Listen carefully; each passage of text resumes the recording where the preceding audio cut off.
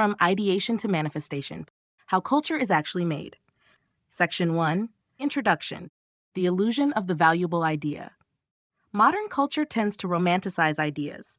We celebrate originality, creativity, and imagination as if they are by themselves the engines of progress. Pitch decks, brainstorms, thought leadership threads, and half-formed concepts circulate widely, often treated as valuable artifacts in their own right. Yet when we look closely at how culture, markets, and economies actually function, a tension appears. Ideas are everywhere, but enduring impact is rare. The gap between the abundance of ideas and the scarcity of outcomes is not accidental. It points to a misunderstanding about where value truly forms. Culture is not created at the moment of inspiration. It is created much later, when inspiration is subjected to discipline, risk, coordination, and finality.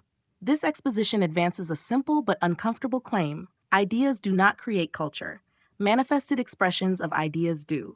To understand how culture is actually made, we must move our attention downstream, away from ideation, and toward the hard, often invisible process of manifestation. Section 2, Ideation versus Manifestation. A structural distinction. Ideation and manifestation are often treated as different stages of the same process, but structurally they are different kinds of activity. Ideation is expansive. It multiplies possibilities. It keeps options open. It thrives on ambiguity and flexibility. In economic terms, ideation is potential energy, valuable in theory, but not yet usable. Manifestation is compressive. It collapses possibilities into a single, concrete form. It requires exclusion, commitment, and decision-making under constraint. Where ideation asks, what could this be? Manifestation asks, what will this be? Exactly. Markets struggle to price ideation because possibility has no boundary. Anything that can endlessly change cannot be reliably exchanged, distributed, or reused. Manifestation solves this by imposing form. A finished work has edges. It can be named, referenced, reproduced, and criticized. Only at that point does meaning become legible to a wider system. This distinction explains why societies admire creativity but reward completion. Ideation excites the imagination. Manifestation creates something others can actually use. Section 3. Finishing as proof of work. What transforms manifestation into value is not merely effort, but irreversibility. Finishing is an act that consumes time, capital, reputation, and opportunity cost in ways that cannot be undone. A finished work embeds judgment, because choices had to be made, coordination, because multiple inputs had to align, and risk, because failure was possible at every stage. This embedded effort functions as proof of work, not symbolic proof, but real proof that uncertainty was confronted and resolved. Finishing creates scarcity precisely because most people stop short of it. It is easier to suggest, speculate, or imagine than to commit and conclude. Scarcity is not imposed artificially here. It emerges naturally from responsibility. The person or organization that finishes takes ownership of the outcome. Markets recognize this ownership because it signals reliability. Something that exists in final form can now be exchanged, built upon, or challenged. This content is brought to you by Bobby Giggs. Promote your brand here and reach a wide audience across platforms like YouTube, Instagram, and Facebook. Follow the links in the description to get started.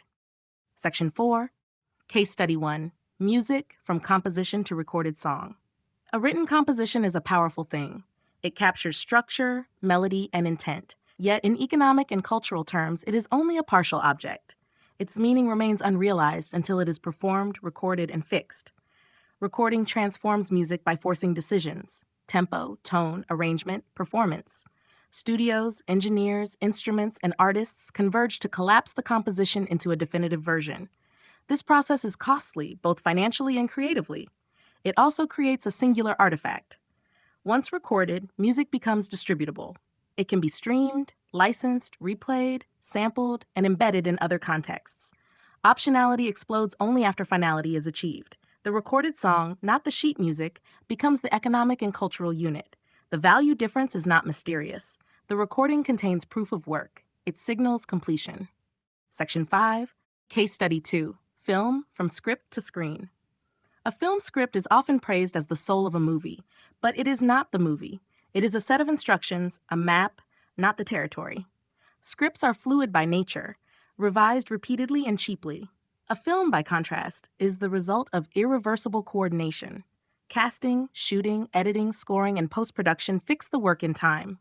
Capital is deployed, schedules are enforced, and creative disputes are resolved.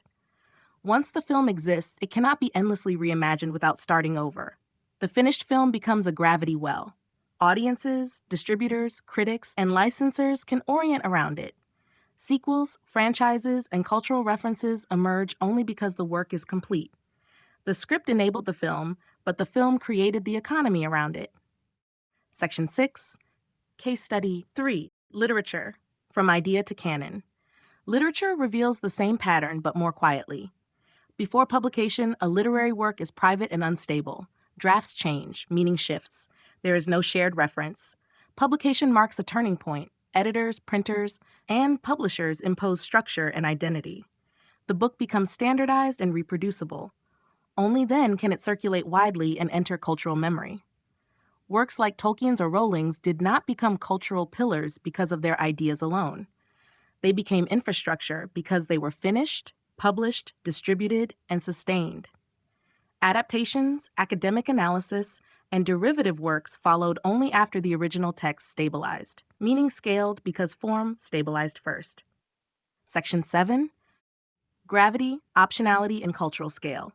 Finished works attract gravity. They pull in attention, capital, and participation because they reduce uncertainty for others. A completed artifact can be referenced without explanation. It becomes a shared coordinate in cultural space. This gravity enables optionality. New uses, interpretations, and extensions become possible precisely because the core work is fixed. Paradoxically, finality is what enables long-term flexibility. Economic systems favor this dynamic because it lowers coordination costs. Culture spreads not through infinite variation, but through stable forms that many people can build upon simultaneously. Section 8, Implications for Intellectual Work and Markets. This pattern has direct implications for how we think about intellectual value. Raw intellectual property, ideas, insights, interpretations has limited economic traction unless it is carried through to completion. Expression, not conception, captures value. For creators, this reframes creativity as responsibility. The question is not what can I imagine, but what will I finish? For markets and platforms, it suggests that the most valuable units are not thoughts, but resolved lenses, finished sense-making that others can adopt. This explains why essays outperform notes, books outperform outlines, and frameworks outperform opinions. The difference is not intelligence, but manifestation. Section 9. Conclusion. How culture is actually made. Culture is not made at the moment of inspiration. It is made when inspiration survives execution. The act of finishing, of collapsing possibility into form, is what transforms meaning into something durable and shareable. Societies reward those who finish not out of preference, but necessity. Finished works are the only ones that can carry culture forward. Ideation lights the spark, but manifestation builds the world around it. To understand culture, then, is to understand manifestation, not as an afterthought, but as the central act.